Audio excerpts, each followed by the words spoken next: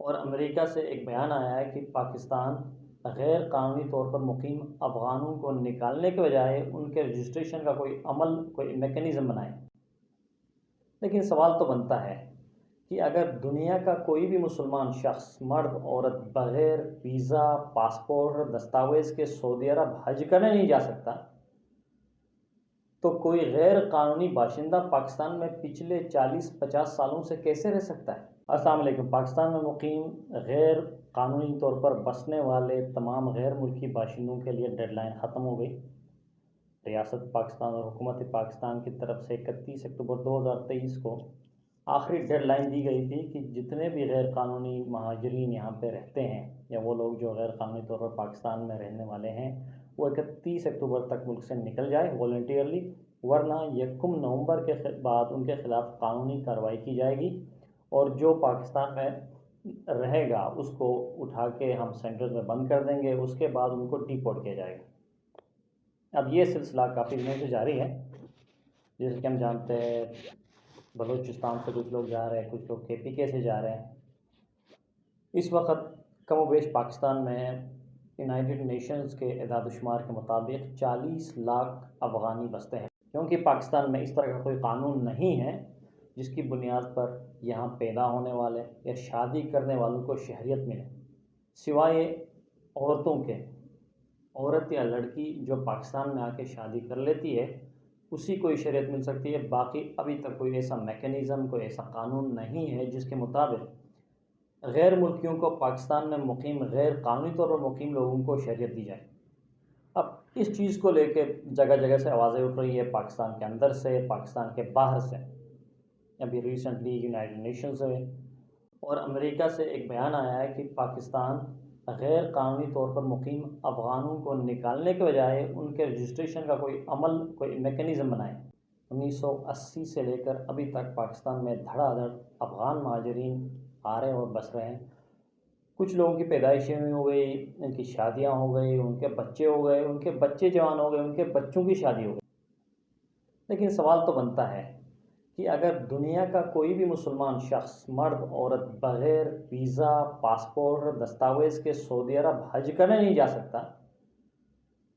تو کوئی غیر قانونی باشندہ پاکستان میں پچھلے 40-50 سالوں سے کیسے رہ سکتا ہے؟ ایک بہت بڑا سوال ہے۔ پاکستان میں اس پہ آواز اٹھانے والوں کے جو کچھ ہمارے سیاسی اور مذہبی رہنما ہیں، ان کے ساتھ ساتھ جو انسانی حقوق کی تنظیمیں ہیں جن کے پیٹ میں بہت مروڑ اٹھی ہوئی ہے کہ ان کو کیوں نکالے جا رہے ہیں، تو ان سے یہ پوچھیں،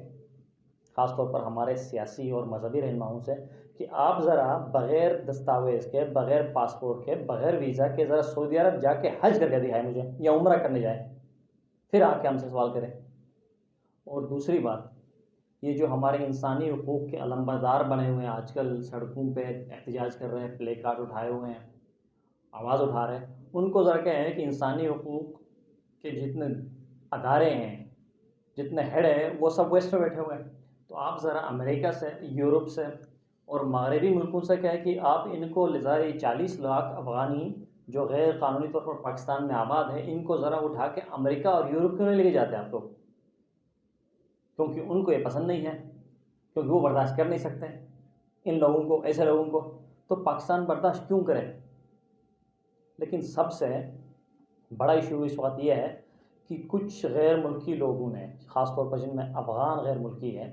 جو غیر قانونی طور پر پاکستان میں رہتے ہیں اور انہوں نے غیر قانونی دستاویز بنائے ہیں، لیکن سوال یہ ہے کہ یہ دستاویز ان کو دیے کس نے؟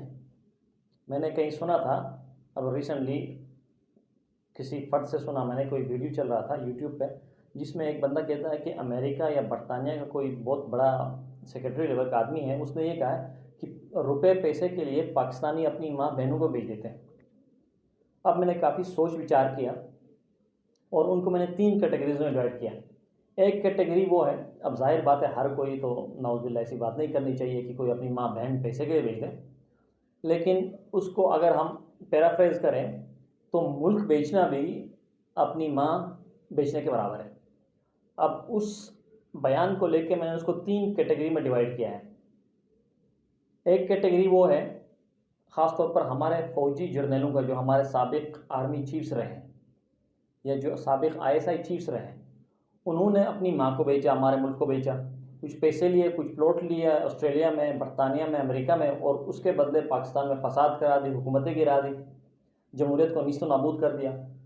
جیسے باجوہ ہے یا ایسے لوگ ہیں۔ یہ وہ لوگ ہیں جو فرسٹ کیٹیگری میں۔ دوسرے کیٹیگری میں ہمارے بیوروکریٹس اور ہمارے گورنمنٹ کے سرونٹس ہیں،